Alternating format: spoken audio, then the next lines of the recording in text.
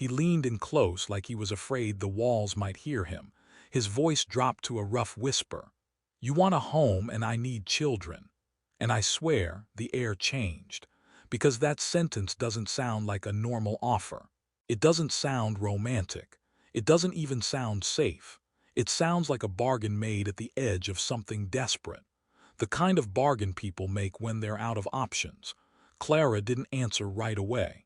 She just blinked, slow, like her brain was trying to decide if she heard him right. This woman had already buried the love of her life. She had already survived nights where the bed felt too big and the future felt too empty. She didn't come to this ranch to play games. She came because she needed work. She came because rent doesn't care about grief, because cold weather doesn't wait for healing. But Ethan, the rancher, he wasn't smiling. He wasn't flirting. His eyes stayed steady, serious, almost tired. Like he had carried this sentence around for a long time and hated every word of it. Like saying it out loud cost him something. And that's what got me. Because if he was the villain, wouldn't he look pleased? Wouldn't he try to charm her? Instead, he looked like a man making a confession he didn't want to make. Clara's fingers tightened around the strap of her bag. You could almost feel her thinking, "Not again. I will not be trapped again." And yet she didn't walk away. Not yet. Clara hadn't always been this careful. There was a time when she trusted life to stay kind. A time when she laughed without checking the room first. Back then she was just Clara, not the widow, not the woman with the sad eyes, just a person with plans. Her husband, Noah, used to call her Sonny, not because she was loud.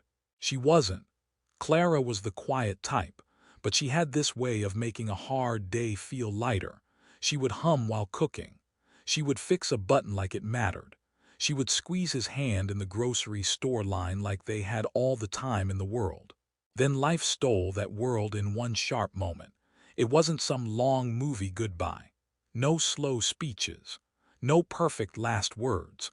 One day he was there, and the next day she was holding a black dress and trying to remember how to breathe. People said the usual things. "He's in a better place. You're strong. Call me if you need anything." Clara nodded like a polite ghost. Because what do you say when your whole future gets torn out by the roots? The weeks after the funeral were a blur of little pains that felt bigger than they should. 2 cups in the cabinet. 1 toothbrush on the sink. His jacket still hanging by the door, smelling like him and cold air. Nights were the worst. The silence wasn't peaceful. It was loud. It pressed on her chest until she sat up just to feel less alone. And then when the crying slowed down, reality showed up with a clipboard, bills, rent, insurance letters with words she hated, calls she didn't understand, a landlord who didn't care that her heart was broken. Grief is heavy, but it doesn't pay for food. Clara learned that fast. She tried to work where she could. A cafe for a while, a small shop. Anything that kept her moving. But every job felt like standing in place while life moved on without her. And the town looked at her like she might shatter if the wind blew too hard. So when she saw the ad, it didn't feel lucky. It felt strange. Like the world was offering a door, but she didn't know what was behind it. Housekeeper needed, ranch property, live in, steady pay, quiet location. Quiet, steady, live in. Those 3 words sat in her mind like warm bread. She read the ad again and again. Most jobs didn't come with a room. Most jobs didn't promise peace. She told herself it was just practical, just a way to get ahead, just a way to stop waking up in panic about money. Still, her hands shook a little when she called the number. A man answered, short greeting, deep voice. No smiling through the phone, no over-friendly pitch. She introduced herself. She expected questions, experience, references, a long chat. Instead, he said, "Can you start Monday?" That was the first odd thing. The second was when she asked, careful, is it safe there? A pause, not a rude pause. More like he was choosing the honest words. Then he said, "Yes, it's safe." That should have been enough. But Clara had learned that people can say safe and mean quiet enough to hide problems. So she asked where the ranch was. He told her, far enough that you couldn't just run to a friend's house in 10 minutes. Far enough that the sky would look bigger than the town. She almost said no right there. Because what kind of woman goes to a far-off ranch alone? A desperate one, her brain whispered. Clara hated that voice, but she couldn't fully argue with it. She packed light. She didn't have much to pack anyway. A few shirts, a coat, 2 pairs of boots, toiletries, papers in a folder. A photo of Noah she told herself she'd keep hidden. Her wedding ring was not on her finger anymore, but it wasn't gone. It sat in a small box in her bag like a secret she wasn't ready to bury. On Monday morning, she caught a ride as far as she could, then a second one. Her last stretch was a dusty road that felt like it went on forever. The farther she went, the quieter everything got. Less traffic, less noise, fewer signs. Just open land, dry grass, and fence lines that cut the world into squares. And here's the part that made me lean in, as a viewer. Clara wasn't dreaming about love on that road. She wasn't thinking, maybe I'll meet a handsome rancher. No, she was thinking, if this goes wrong, what do I do? She counted her cash twice. She checked her phone signal. She rehearsed polite excuses in her head. Then she saw the ranch. It wasn't fancy. It wasn't movie perfect. It was real, old wood, a wide porch, a barn that had seen seasons no one remembered. The land around it looked tough, like it only respected people who worked hard. The house was big, though. Bigger than it needed to be, and something about that felt sad. A man stood by the porch steps. Ethan. He didn't wave like a cheerful host. He didn't try to impress her. He just watched her approach, hands loose at his sides, like he was trying not to scare a stray animal. Clara stepped out of the car and thanked the driver. The car turned and left, tires spitting dust. In seconds, the sound was gone. Just like that, she was alone with Ethan and a whole lot of sky. Ethan nodded once. Clara, she nodded back. Ethan. No handshake, not at first. He looked at her bag like he wasn't sure if it was polite to grab it. Then he said, "You can bring it in." His voice matched the phone, deep, quiet, controlled. Clara followed him up the steps. The porch boards creaked. The front door opened with a soft groan, and when she stepped inside, she felt it right away. The house was clean but not lived in. You know what I mean. It didn't smell like food or soap or fresh laundry. It smelled like wood and still air, like rooms that sit in silence and collect time. There were pieces of furniture, but they weren't arranged for comfort. They were arranged like someone did the minimum and stopped. Clara's heart squeezed, not out of fear, out of recognition. This place knew loneliness. Ethan showed her a small room on the first floor. "This is yours," he said. "Bathroom down the hall." The room was simple, a bed, a dresser, a window that looked out on the land. No flowers, no extra blankets, no little touches. Clara set her bag down slowly. "Thank you." Ethan shifted his weight like he wanted to leave but also felt he should say something more. "Food is in the kitchen," he said. "You can eat when you want." Clara waited for him to mention rules, curfews, locked doors, anything. Instead, he just said, "If you need anything, tell me." Then he walked away. And Clara stood there in that plain little room, listening to his footsteps fade, and she had this strange thought. This isn't a trap built with locks. It's a trap built with emptiness. Because emptiness makes you fill it. Emptiness makes you talk, makes you care, makes you forget your guard for just a second. Clara sat on the edge of the bed and stared at her hands. Her fingers were still tight, like they expected danger. She forced them to unclench, forced her shoulders down. She told herself, this is business, just work, just a room, just pay. But her eyes kept drifting to the window, to the wide land beyond it. A home can be a dream, or it can be a cage. And she still didn't know which one this ranch was going to be. Ethan didn't look like the kind of man who enjoyed having power over anyone. And that, weirdly, was what made him harder to read. If he had been loud, charming, and full of big smiles, Clara would have marked him as dangerous in 2 seconds. If he had been rude, she would have known where she stood. But Ethan was something else. Quiet, controlled, like a storm that chose not to move. The first time Clara saw him around the ranch, he was already working. Not pretending, not waiting for her to start.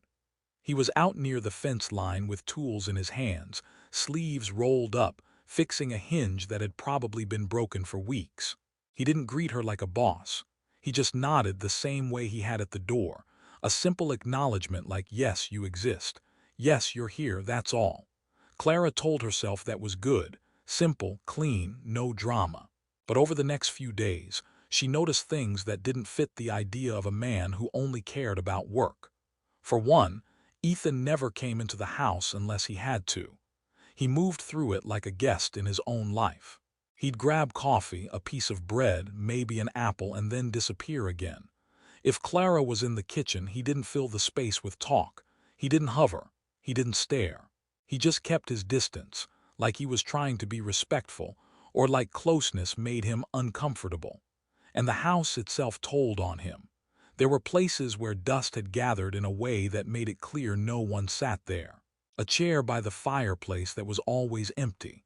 A dining table with space for six but only one cup ever used. Upstairs, a hallway she wasn't told to enter with a door that stayed shut. Clara didn't ask about it. She didn't want stories, not yet. Stories get inside you. Stories make you care. She focused on her work. That was what she could control. She washed the windows that looked out on the land. She scrubbed the corners of rooms that felt forgotten.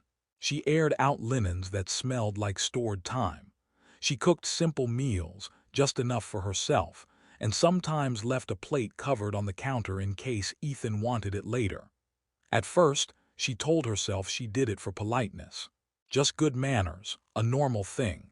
But then she'd notice the plate was gone the next morning, cleaned, put away, not left to sit like some unspoken insult. Ethan never said thanks, but he never treated it like he was owed it either. And that's where the tension built, little by little. Because if he wasn't rude, then why did the air still feel heavy? One evening, Clara went outside to shake out a rug. The sun was low, painting the land in gold and shadow. She heard the slow, steady sound of a hammer. Ethan was in the barn fixing something again because it seemed like that's what he did when his mind got too loud. Clara didn't mean to watch, but she did. He wasn't flashy.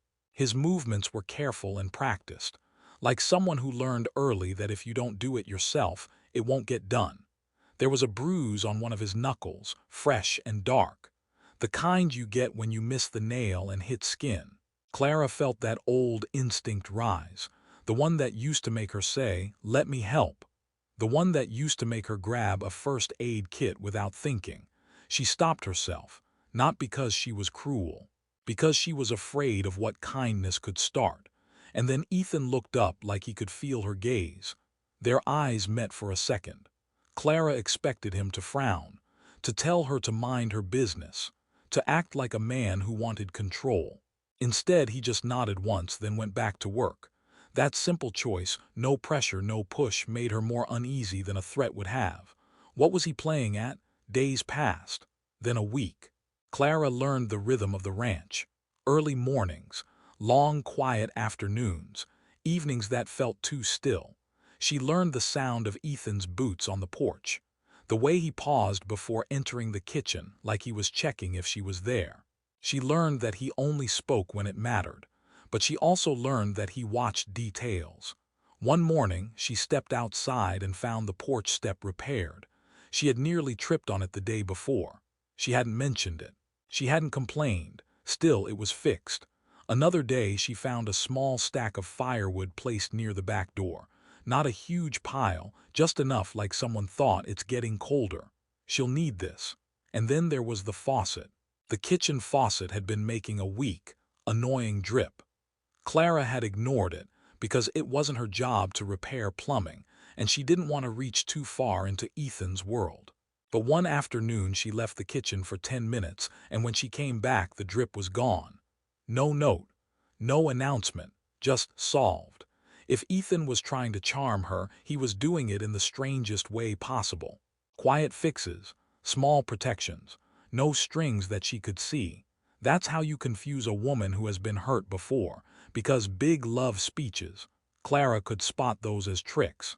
She'd seen men use words like smoke covering the real intention, but small actions, silent ones, those felt real, and real was dangerous. One night Clara woke up to a sound, not loud, not violent, a soft thump outside. Then a door creak. She sat up, heart racing the way it always did since Noah died. In the dark, fear grows teeth. She got out of bed and moved to the window. She saw Ethan outside carrying something heavy toward the barn. A sack. Feed, maybe. He was moving fast like he didn't want to be seen, like the night was safer than daylight. Clara watched him for a long moment. Why was he doing that now? Then she noticed something else. Past him near the fence line, a light flickered. Not steady like a porch light. A moving light. A car. A person. Clara's stomach tightened. Ethan paused and turned his head, eyes narrowing toward the fence. He didn't look panicked. He looked alert, protective, like a man who knew this land and knew what didn't belong on it. He walked toward the fence, slow but ready. Clara's hands went cold, and that's when she understood something important. Ethan wasn't just quiet because he liked silence. Ethan was quiet because he was always listening, always watching, like he expected trouble even when life looked calm. The light disappeared a moment later, like whoever it was changed their mind or drove away. Ethan waited anyway, stayed still, then finally turned back. As he walked toward the house, he looked up, and again their eyes met through the glass. Clara stepped back from the window like she'd been caught doing something wrong. But Ethan didn't look angry, he looked tired. And for the first time Clara saw it clearly. This man wasn't living, he was guarding something. Maybe the ranch, maybe a secret, maybe himself. The next morning Clara tried to act normal. She made coffee. She kept her voice calm. Ethan came into the kitchen, glanced at her like he wanted to speak, then didn't. He poured coffee into a plain mug, black, no sugar. He didn't sit at the table. He stood, leaning slightly on the counter, like sitting down would mean staying too long. Clara's mind raced with questions, but she held them back. Finally Ethan said, almost like it slipped out, "Did I wake you last night?" Clara blinked. That was personal, almost caring. She kept her face neutral. "I heard something." Ethan nodded once. His jaw tightened. "Nothing you need to worry about." The way he said it was supposed to calm her, but it did the opposite, because people only say that when there is something to worry about. Clara took a slow breath. "Do you get visitors at night?" Ethan's eyes lifted to hers. A sharp look, quick and controlled. Then he looked away. "No," he said. It wasn't a lie exactly, but it wasn't the whole truth either. And that's when Clara felt the story shift. Because a quiet ranch with a lonely man and a widow looking for a home is one kind of story. But a quiet ranch where the owner is watching the fence at night, that's a different story entirely. Clara tried to keep her life small after that. That was her rule. Don't stretch. Don't reach. Don't ask for more than what you came for. When you've lost someone the way she lost Noah, you learn that hope can be a sharp thing. It can cut you when you least expect it. So she worked. She scrubbed the kitchen floor on her knees until her back ached. She washed the curtains. She organized cabinets that hadn't been touched in years. She made soup with whatever was in the pantry and told herself she wasn't cooking for Ethan. She was cooking because soup was practical. But the house didn't let her pretend forever. The more she cleaned, the more she found signs of a life that had stopped mid-step. A stack of unopened mail in a drawer. A photo frame turned face down behind a row of books. A child-sized stool tucked in a closet like someone had hidden it away. Clara's chest tightened when she saw that one. Not because she knew the story, because she didn't. And the unknown always made her nervous. Ethan stayed careful around her too. He never touched her shoulder when he passed. Never stepped too close. If he needed something from a room she was in, he waited at the door like the threshold was a boundary he wouldn't cross. It should have made her feel safe. Instead, it made her feel watched in a different way. Like he was measuring the space between them and refusing to shrink it. Like he was afraid that if he did, something would happen that neither of them could take back. Then the pressure arrived, like it always does in small towns and big families. It came on a Thursday. Clara was in the kitchen kneading dough when she heard a car on the gravel drive. Not Ethan's truck. This sounded cleaner, faster. The kind of car that didn't belong out here. Ethan's boots hit the porch hard. Fast steps. He opened the door and froze for half a second, like he recognized the sound and didn't like what it meant. Clara wiped flour off her hands and went to the window. A woman stepped out first. Sharp clothes, a neat haircut, the kind of face that learns how to smile without meaning it. Behind her was an older man with a stiff posture and a heavy stare. And then another person, younger, glancing around like they were judging everything with their eyes. Clara's stomach sank. Family, or something close to it. Ethan stepped onto the porch and waited instead of walking down to greet them. That alone told Clara he didn't want them here. The woman called out, "Ethan, you didn't answer my last 3 calls." Ethan's voice was calm but tight. "I'm busy." The older man gave a short laugh. "Busy?" He looked past Ethan into the house like he owned it. "You've been busy for years." Clara backed away from the window. She didn't want to be seen. But it was too late. The woman's gaze snapped toward the glass like she sensed a new presence. "Who's that?" she asked, already stepping closer. Ethan's shoulders rose slightly like he was bracing. "Housekeeper." Clara didn't like the word, not because it wasn't true, but because of how he said it, like he was using it as a shield. The woman walked right past Ethan and into the house without being invited. The others followed. Clara stood still by the counter, flour on her fingers, trying to keep her face calm. The woman's eyes swept over her. Up and down. Quick. Sharp. "Oh," she said. "So that's what you've been doing, hiring help." Ethan's jaw flexed. "Why are you here, Marlene?" Marlene, the name sounded polished, dangerous. Marlene smiled. "We came to check on you." "It's been a while," the older man grunted. "And we heard rumors." Clara felt the word rumors slide through the room like a snake. Ethan kept his voice steady. "People talk." "They do," Marlene said. She stepped closer to Clara, too close, invading her air. "And people are curious, especially when a man like you suddenly has a woman living in his house." Clara's cheeks warmed, but she didn't look away. She had learned how to hold a stare. Before she could speak, Ethan cut in. "Enough." Marlene lifted her brows like she was amused. "Relax, I'm not accusing you of anything. I'm just saying, it wouldn't hurt you to think about appearances." The younger person, maybe a cousin, maybe someone hired to agree, looked around the kitchen and said, "Place looks better." Clara hated how they said it. Like the house was a product, like she was a tool. Ethan's voice lowered. "Stop talking about my house like it's a business meeting." The older man stepped forward. "It is, whether you like it or not." Ethan didn't move, but the air around him tightened. Clara could feel it, like he was holding something back. Marlene sighed like she was tired of his stubbornness. "Ethan, you know the situation. The ranch is tied up in the trust. The investors want stability. The board wants a family man, not a lonely rancher who hides out here and ignores everyone." Clara's heart thumped. Trust, board, investors. This wasn't just family visiting. This was pressure wearing nice clothes. Ethan spoke carefully. "The ranch is running fine." The older man shook his head. "Fine isn't enough. Not anymore." Marlene's voice softened, fake sweet. "We need to protect what your father built. And the easiest way to do that is simple." Ethan's eyes narrowed. "Don't." Marlene ignored the warning. "You settle down, you get married, you have children." Clara felt a chill crawl up her spine. There it was. The word children again, but this time it wasn't whispered. It was demanded, said like a business plan. Ethan's hands curled into fists at his sides. "I'm not a breeding project." The older man's face hardened. "Watch your mouth." Marlene tilted her head toward Clara. "And maybe you've already found a solution." Clara's stomach dropped. That was the moment she realized something important. Ethan wasn't just lonely, he was cornered. Marlene turned her smile fully on Clara. "How long have you been here, dear?" Clara wiped her hands on a towel slowly, buying time. Her voice came out calm. "A week and a half." Marlene nodded like she had just confirmed a suspicion. "And you plan to stay?" Clara looked toward Ethan. Not for permission, not for comfort.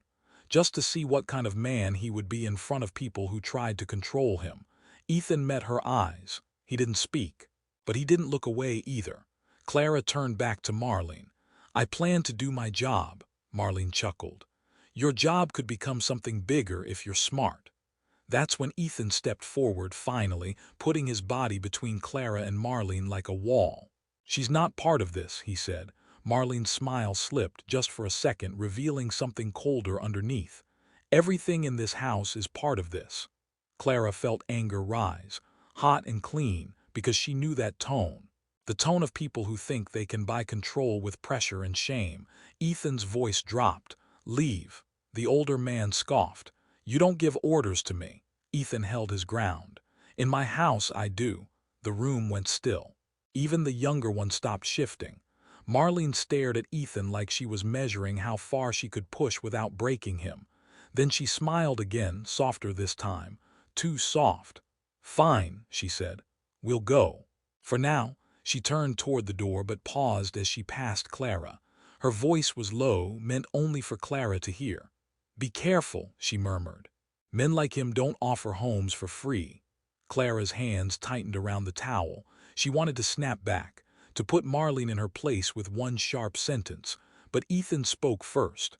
Not to Marlene, to Clara. He said quietly, like it hurt to say it, I'm sorry you had to hear that. And for the first time since Clara arrived, he sounded human, not controlled, not distant, just tired. Marlene's car rolled away a minute later, leaving dust behind like an insult. Ethan stayed on the porch, staring at the road long after they were gone, like he was trying to see the next problem coming. Clara stepped beside him, careful not to touch him. So that's what this is, she said softly. Ethan didn't answer at first. His throat moved like he swallowed something bitter. Then he turned his head toward her and his eyes were darker than usual. Not angry at her, angry at the situation. I didn't want you dragged into it, he said. Clara watched him for a long beat. But I already am, aren't I? Ethan's silence was the answer, and that silence had weight. The kind that tells you the next thing he says might change everything. Clara didn't speak for a moment after that. She just stood on the porch with him, both of them looking at the road like it might turn and bite. The dust from Marlene's car was still hanging in the air, thin and ugly, slowly settling on the quiet. Ethan finally turned away first. He walked back inside like the porch had become too exposed. Clara followed a few steps behind, not sure if she was supposed to, not sure if she was supposed to pretend nothing happened. He went straight to the kitchen, grabbed a glass, filled it with water, and drank like someone trying to wash down a thought. His hand trembled just a little, so small most people would miss it. Clara didn't. She crossed to the counter and kept her voice even. They're not just family. Ethan set the glass down slowly. No, they're not here because they care about you. No, he repeated, rougher this time. Clara glanced toward the window. The land looked calm, the sky looked endless, but inside the house the air felt tight. They said trust, board, investors. Ethan's jaw clenched. He nodded once like admitting it cost him pride. The ranch is complicated. Clara waited. She didn't push. She had learned that people spill more truth when you're quiet, when you don't act hungry for it. Ethan paced 2 steps, stopped, then looked at her like he didn't know what to do with her being here. I didn't hire you to deal with this. Clara's eyes narrowed. You hired me to clean your house. Ethan's stare held. Yes, and now they walked in here and acted like they own it, Clara said. Her voice sharpened without her meaning it to. And they acted like they own you. That landed. Ethan flinched like her words hit a bruise. He looked down at the floor for a second, then back at her. They think they do. Clara folded her arms. Why? Ethan hesitated. Not because he didn't know, because he hated the answer. The ranch isn't just land, he said finally. It's tied to my father's money, my father's name, his old partners. Clara listened, eyes steady. Ethan kept going, slow, choosing each word like it could explode. When he died, he left things arranged. Trust papers, rules. People who get a say. Clara's stomach tightened. She knew that world. Not ranches and investors, but the way paperwork can control your life from a distance. The way grief comes with contracts. What kind of rules? She asked. Ethan's mouth tightened. He turned his head slightly, looking past her like he'd rather talk to the wall. They want the ranch to look stable, he said. They want an heir, a family. The image. Clara's eyes widened slightly. So Marlene is my aunt, Ethan said, the words sounding like poison. She's on the trust board. She thinks she's protecting the legacy. She's protecting her control. Clara let out a small breath, sharp and disbelieving. So that's why she asked about children like it was a checklist. Ethan didn't answer right away. His shoulders stayed stiff. Then he said very low, "That's why." Clara looked at him, really looked. He was tall and strong, sure. The kind of man who could lift hay bales and fix fences like it was nothing. But in that moment he looked trapped, not by fear, by duty, by other people's hands on his life. She said quietly, "And you're letting them." Ethan's head snapped up. His eyes flashed. "You think I'm letting them?" Clara didn't back down. "I think you've been alone long enough that they started believing you won't fight." For a second, Ethan looked like he might snap back. Then something else crossed his face, something like honesty. "I fight all day," he said. "I just don't win." The words hung there. Clara felt that in her chest, because she knew that feeling. Living through the effort but still losing ground, still paying for it. Ethan dragged a hand over his face. "They can't take the ranch from me tomorrow," he said, "but they can bleed it, make it hard, make it ugly. Make it so I spend my life answering calls and signing papers instead of working my land." Clara's voice softened a little. "So what do they want exactly?" Ethan's eyes fixed on her. "They want me married." Clara froze. Not because she hadn't guessed it, because hearing it said so clearly made it real. Ethan continued like he was forcing himself through a wall. "They want a woman beside me.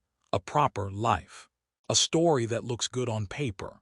Clara felt heat rise in her neck. "And they think I could be that woman." "I didn't bring you here for that," Ethan said quickly, like it mattered that she believed him. Clara's laugh was short, almost bitter.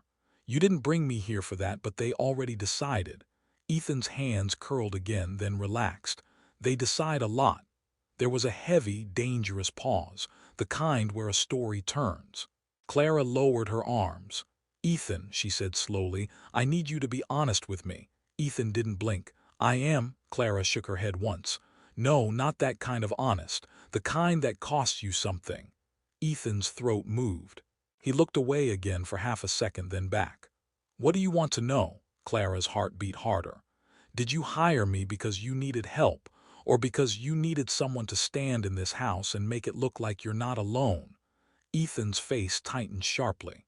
It was the first time he looked wounded. "I hired you because the house was falling apart," he said. "Because I don't have time to do it all, because I needed help." Clara held his gaze. "And?" Ethan's silence came back thick and familiar. Clara whispered, "And because you need children." Ethan's eyes flickered, just once, like she had hit the exact nerve. He didn't deny it. He didn't confirm it either. He just stood there, breathing shallow, like he was trying not to drown in his own thoughts. Clara stepped closer, still not touching him. "Listen to me," she said, calm but firm. "I'm not a prop. I'm not anybody's quick fix. I didn't survive grief just to become someone's solution." Ethan's voice came out rough. "I know." Clara's gaze searched his face.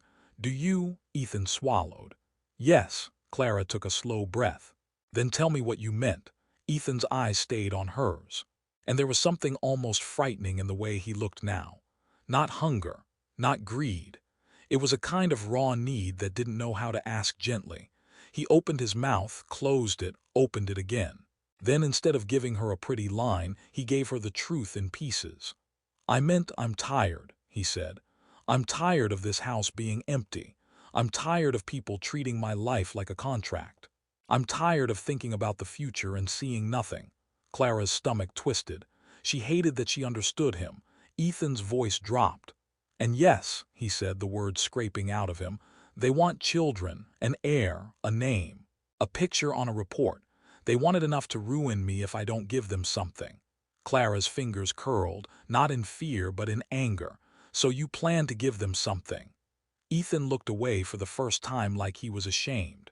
"I don't know." Clara stared at him. "That's not an answer." Ethan's voice cracked just slightly. "I don't want to use anyone. I don't want to trap anyone, but I also can't lose the ranch." Clara felt her pulse in her ears. The room was too quiet. the kind of quiet where you can hear your own thoughts screaming. She stepped back a little, creating space. Then we are going to set boundaries, she said, like she was drawing a line in the dirt.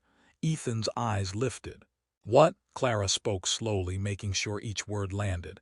If you want a deal, it will be on my terms too. Ethan didn't move. He didn't interrupt, he just listened. Clara continued. No lies, no pretending in private. No touching me like you own me. No pressure, no games. And if the word children is part of this, she paused, her throat tight, then they are not a tool, not for Marlene, not for a board, not for your father's ghost. Ethan's face went still. His breathing slowed like he was surprised by the force of her.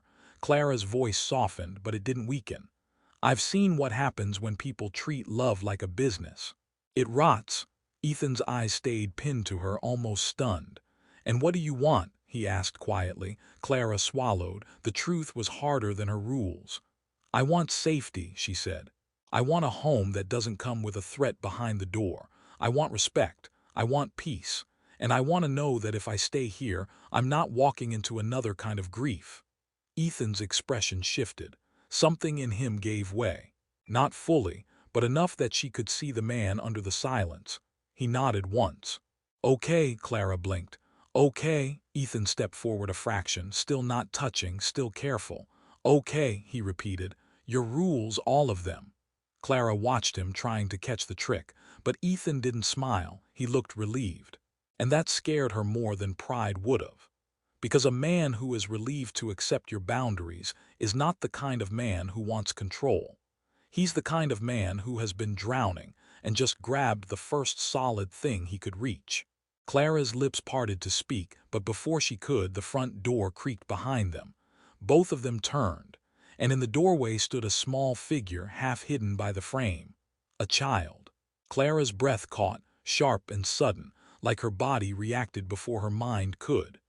Ethan's face went pale, and the quiet in the room turned into something else entirely. Clara stared at the doorway so hard her eyes started to sting.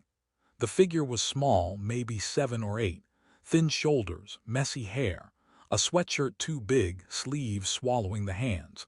The child didn't step in fully, just hovered there like a question. For a second, Clara couldn't move, because the word children had been floating around this ranch like a threat, like a contract term, like something people wanted for power. And now suddenly there was an actual child standing in front of her, real and breathing, looking scared enough to run. Ethan recovered first. Liam, he said, and his voice changed. Softer, lower, less guarded. What are you doing up? The kid's eyes flicked to Clara, then back to Ethan.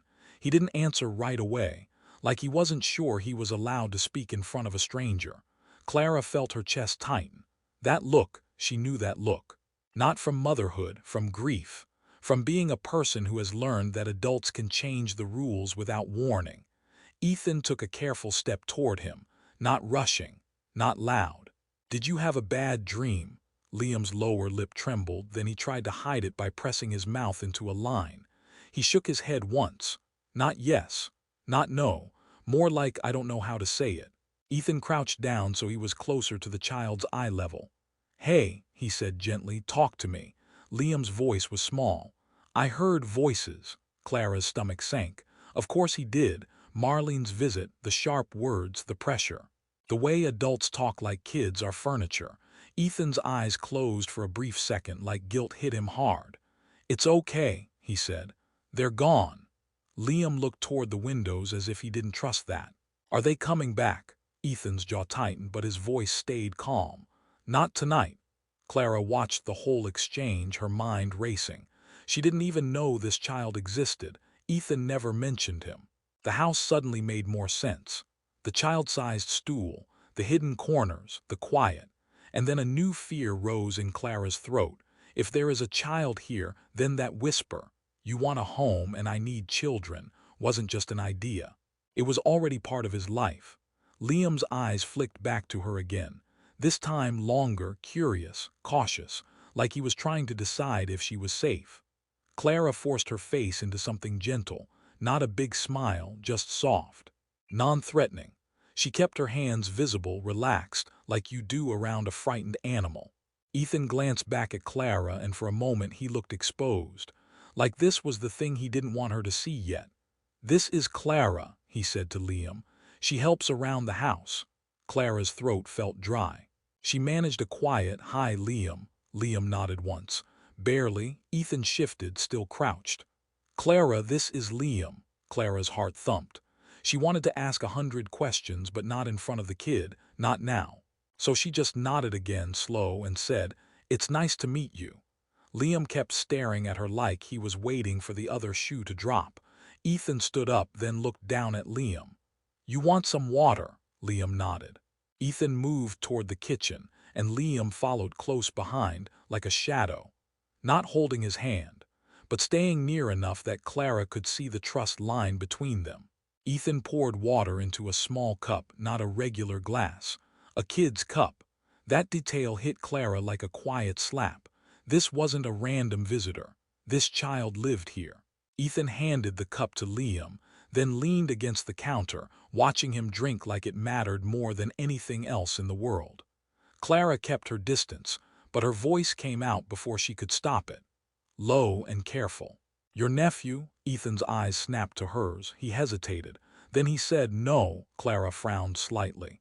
"Your son." Ethan's face tightened, and she realized she had stepped on something painful. He shook his head quickly. "No." Liam finished the water and set the cup down with both hands like he was being extra careful. He looked from Ethan to Clara again. Ethan took a breath. "Go back to bed," he told Liam gently. "I'll check on you in a little bit." Liam's eyes widened. "You promise?" Ethan's voice softened further. "I promise." Liam nodded and turned to leave, but he paused at the doorway again, looking back at Clara. His eyes were wide and dark. Then he asked, almost in a whisper, "Are you staying?" Clara blinked. Something in the question broke her heart a little, not because it was sweet, because it sounded like he'd seen people leave before. Ethan answered quickly, "She's staying, buddy." Clara's mouth opened, but she didn't correct him, not in front of the kid. Liam nodded once, then disappeared down the hall. When his footsteps faded, the house felt different. No longer empty. Not at all. Clara turned slowly to Ethan. Her voice stayed controlled, but her eyes were sharp. "You didn't tell me." Ethan didn't pretend. He looked tired again. "I know." Clara took a step closer, just enough. "Who is he?" Ethan stared at the floor for a second. Then he spoke, and the words felt like he'd been holding them back for years.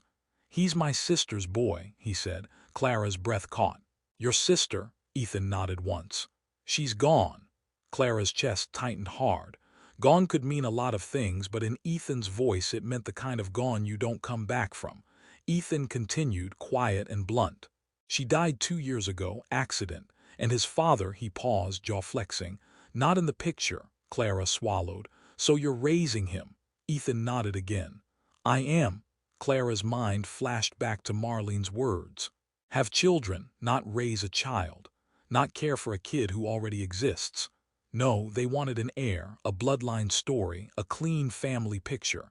"And the trust board knows?" Clara asked. Ethan's laugh was dry, bitter. "They know. They just don't count him the way they want. They want my child, my name, my wife.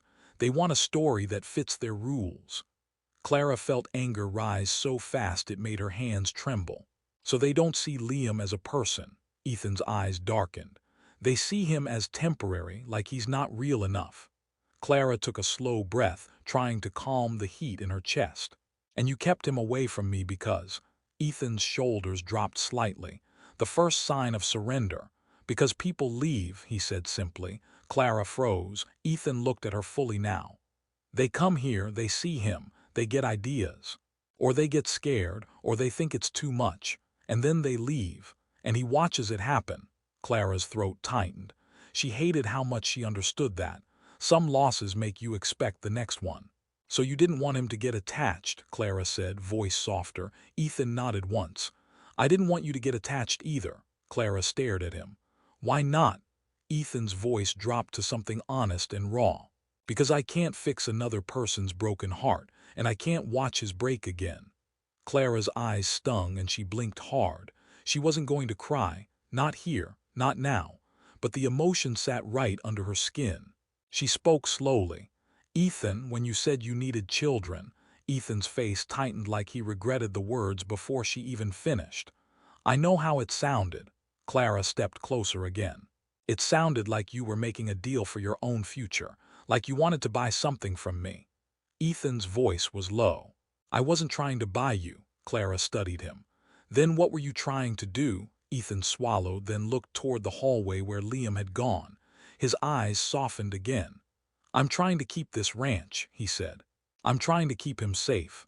I'm trying to keep a roof over his head that no one can take away. Clara's chest tightened. The ranch wasn't just land for Ethan. It was protection. It was shelter. It was the only stable thing in Liam's life. And suddenly Clara saw the whole whisper in a new light. Not romantic, not sweet, not clean, desperate. Still, there was a line. Clara's voice firmed up again. You should have told me. From day one. Ethan nodded, no excuses. You're right. Clara exhaled slowly, her mind spinning. She wanted to walk away. She wanted to run straight back to a life with fewer complications. But she also couldn't ignore the image of Liam's face when he asked, Are you staying? And Clara hated that her heart answered before her brain did. She looked Ethan in the eyes. I'm not promising you anything, she said carefully. Ethan's jaw tightened like he expected the worst. Clara continued, voice steady. But I'm not going to be the kind of adult who makes a child feel unsafe just because the situation is messy. Ethan's eyes flickered. Something like relief but cautious. Clara glanced toward the hallway again. And if your aunt comes back talking about children like their paperwork, Ethan's voice turned cold. I'll handle her. Clara shook her head once. No, she said. We handle her. Ethan stared at her, surprised by the word we. Clara's heart pounded because she didn't know why she said it. Maybe because she was tired of running. Maybe because she was tired of watching good people get crushed by loud ones. Ethan's voice came out quieter, almost careful. You don't have to. Clara's mouth tightened. I know. Then the hallway creaked again, a small sound. Clara and Ethan both turned. And there at the end of the hall, Liam stood watching them, half hidden, like he had come back to make sure the promise was real.